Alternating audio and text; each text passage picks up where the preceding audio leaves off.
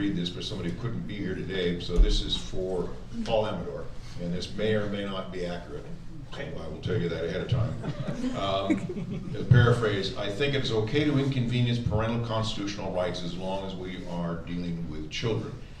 And to which he then voted against the bill, but asked that his name not be revealed as a no vote. Is this true or not? Because if they ask it, somebody else knows about it, so we may as well. Sure. So this references a bill that was in Judiciary Rules and Administration that deals with, generally speaking, criminal and civil law. And the bill specifically had to do with child protective services and coming to your home and wanting to interview you if potentially a child had been at risk or potentially abused. And the concept was that upon arrival they would hand you a slip to announce all of your constitutional rights in their perception, I guess, is their constitutional rights that were applicable to that particular situation.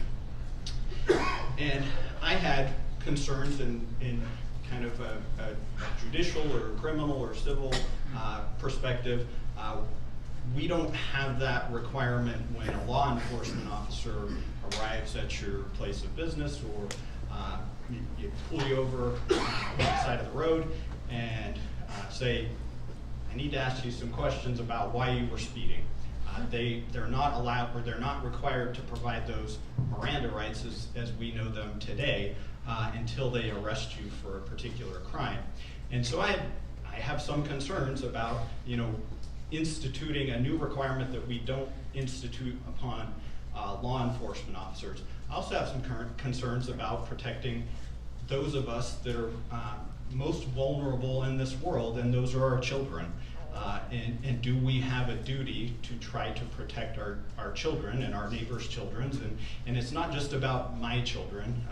I told others, it's easy to think of this as just, well, how does it apply to me? And certainly I'm a proud Papa Bear, and I want to protect my children as much as I possibly can, but this job also requires me to think about all those other children in the state of Idaho. So do we provide a certain level of protection for those children to have somebody from the Department of Health and Welfare, Child Protective Services, is it okay for them to knock on your door and say, we've received this report, we need to ask you some questions? And we're not implying guilt, and certainly I think there's some individuals that feel that Child Protective Services have overstepped their bounds. If that's the case, then we need to take corrective action and make sure those individuals know that you don't jump to conclusions.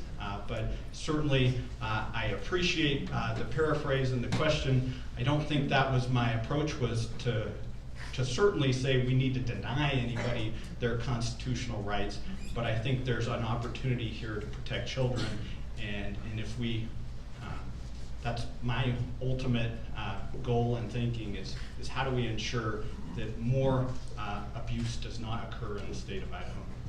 Very good. Very good. Thank you. I figured there was a lot more to it. Just a little complicated. Roger that, but thank you for that.